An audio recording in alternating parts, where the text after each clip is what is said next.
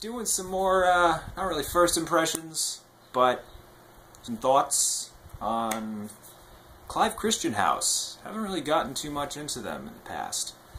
Another one of the ultra high expensive lines out there. I know I've been doing a lot of those lately. The Rajas, the 777 line, now this. I think it's important actually to do these because they are so expensive, and for people who are considering purchasing from these lines, it's good to have as much information as you can, since they're really hard to find. Often people buy them blind, and as much information as you can get to make an informed purchase, the better. So I haven't abandoned the non-super high expensive stuff, but some of these are good to get some information out there for, especially a house like this, the 777s. Not a whole lot of content on YouTube about them. But anyways, the two that I'm going to talk about the most here from the line are 1872 and X. Both of them the men's version. Very quickly, I have tried a few of the other ones that he has. There is number 1, which is it's like $865 for a bottle of it. And there is a V and a C. Now, the V and the C are the ones that come in the brown bottles. One of them is a leather. I don't want to call it a Tuscan leather knockoff because it's not quite, but it's a leather fragrance. It's okay. I've tried it. It's okay. I've tried it in the store a few times, and I don't know, nothing really worth seeking out, in my view. The other one of those two, which I'm confusing in my head right now, and I don't want to give you the wrong names, go on Fragrantica, and you'll see pretty quickly which the leather one I'm talking about is. It's either C or B. The other one, same category, really nothing to write home about. It was good, but it was... And at the price that he charges, $300, $400, $500 a bottle for those, depending on the size you get, I would really have a hard time recommending a purchase. Now, number 1, called the most expensive perfume in the world, which is a load of garbage. It is not true. $865 for a 50 milliliter bottle. Those uber expensive, high concentration Rajas are more expensive than that. So it is not the most expensive perfume in the world. I suppose when they put it in, they sold it once in this bottle that was like 16 ounces, and it had this giant diamond on top. It was made out of crystal, and I want to say it retailed for like, I don't want to get my numbers wrong, but I want to say it was like 5 or 6 digits is what he charged for it. But it wasn't because of the juice, it was because of the stuff outside, the packaging that it came in it. But the juice itself is not the most expensive perfume in the world. Anymore, at least. It might have been way back when. But as far as what it smells like paint. It really does. I actually like it less than just about everything else from the line. I was not impressed by it whatsoever. I don't want to go as far as to say it was bad, but I didn't seek out a sample of it. I don't own any of the bottles from the line. The two that I'm going to get into are samples that I have sought out, but those other 3 really just didn't do it for me. So you might have a different opinion. It's of course worth forming your own opinions on everything, but again, for the price they charge, none of the 3 really would have me recommending you go out and track down a sample, especially since you pay out your ass for it. So, anyways, into these 2. Let's start with 1872. These are actually, interestingly enough, these are both kind of lighter fragrances, more warm weather juices, which normally I don't like from lines, but of the entire line, these are the two I do like most. So, 1872. Now, all of these are pure perfume concentration. I think he does sell a few of these in very small EDP bottles. I could be wrong about that, but these are the perfume concentrations that I'm testing here. Now, 1872. It starts out with a kind of light, earthy, citrus floral note. It's pretty good. I like it. It's calming. It's not... The one thing that I would apply to the whole line is nothing they do, at least that I've tried. And I've tried the whole men's line, so nothing they do is really groundbreaking. I haven't walked away after smelling a Clive Christian and gone, wow, gee, I've never smelled anything like that before.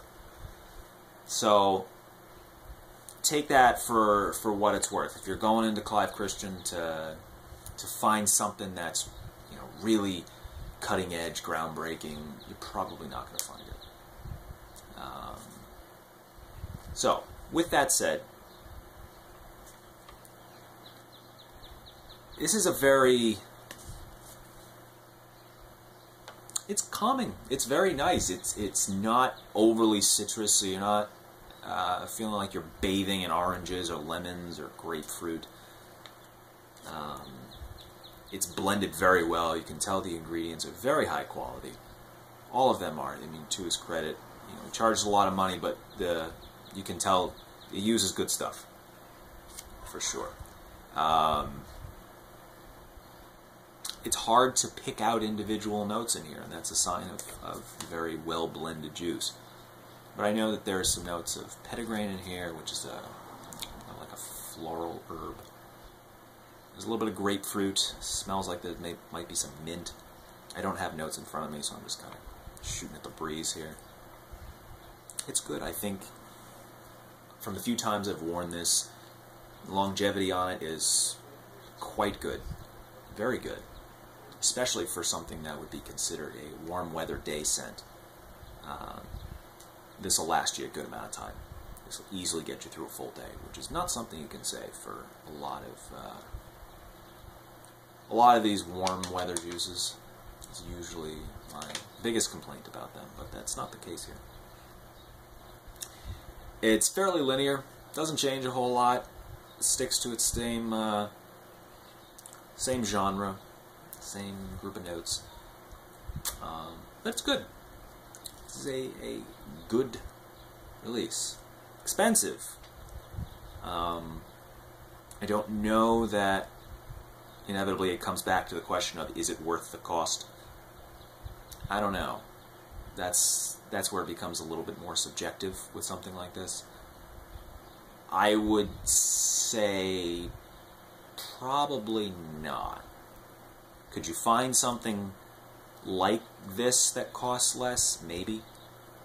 I don't think you would find something in this genre that is as well made as this.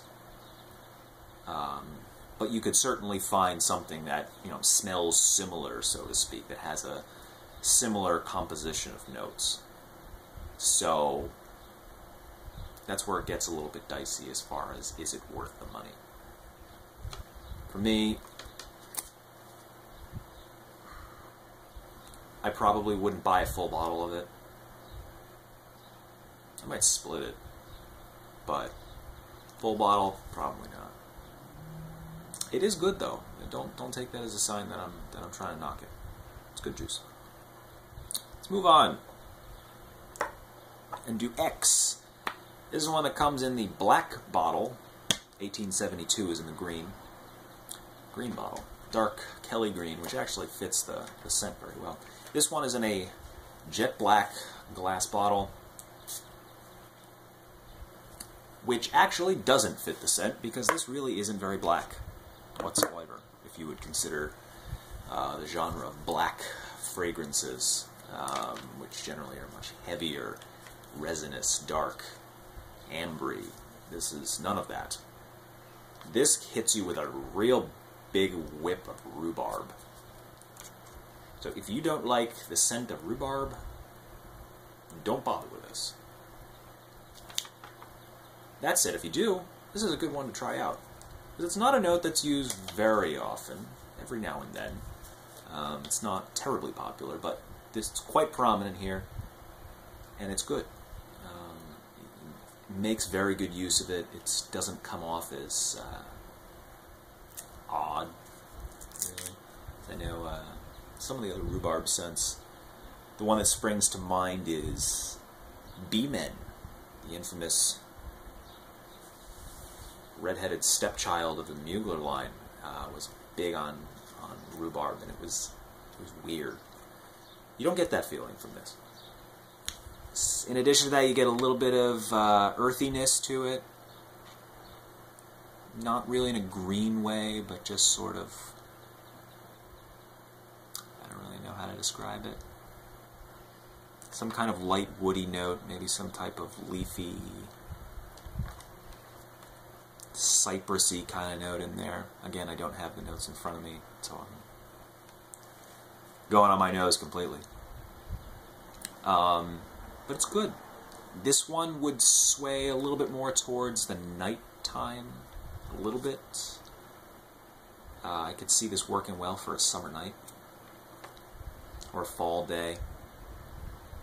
Either, I think those two, if you want to assign a time of year where this really would work best in the type of environment that you're in, I think definitely a fall day or a summer night would be a real good time to use this. From the few times I've worn it, longevity, good, very solid. Again, pure perfume. Projection, pretty good. Not a complete skin scent, not overwhelming, not cloying.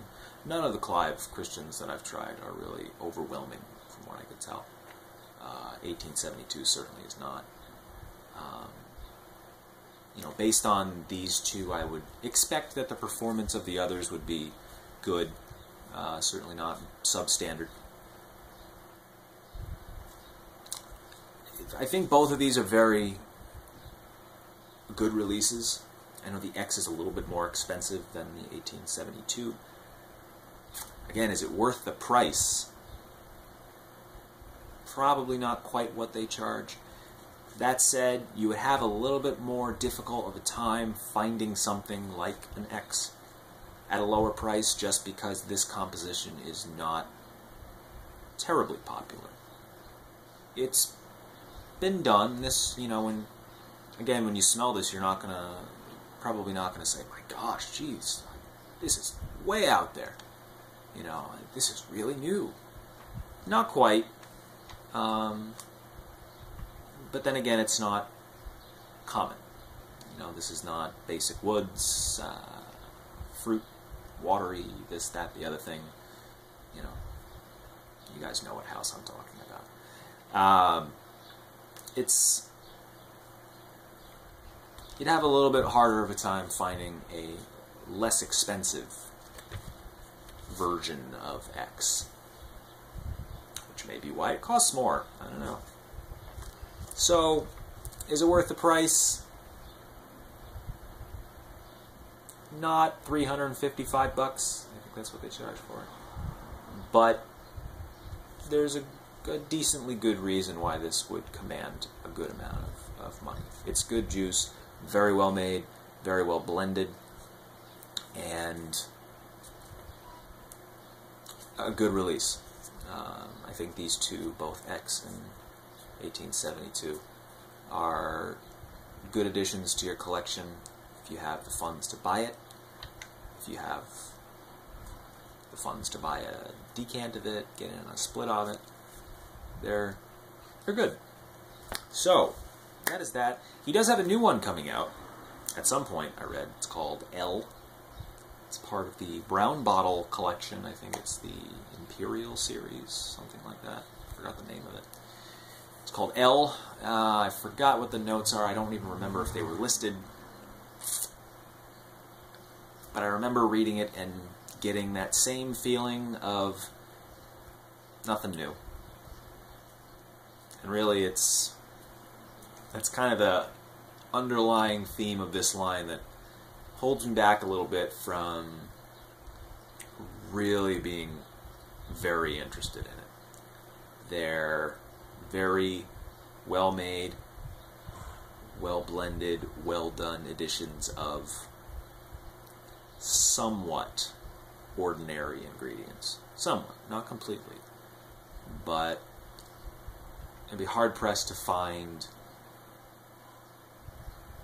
concoctions of things that you've not found elsewhere.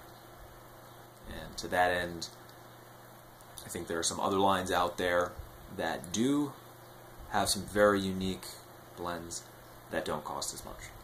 So, take that for what it's worth. If you are interested in X or 1872, shoot me a message. If you have any more questions about them, if you're thinking about purchasing it, let me know. And that is that. I will see you guys soon.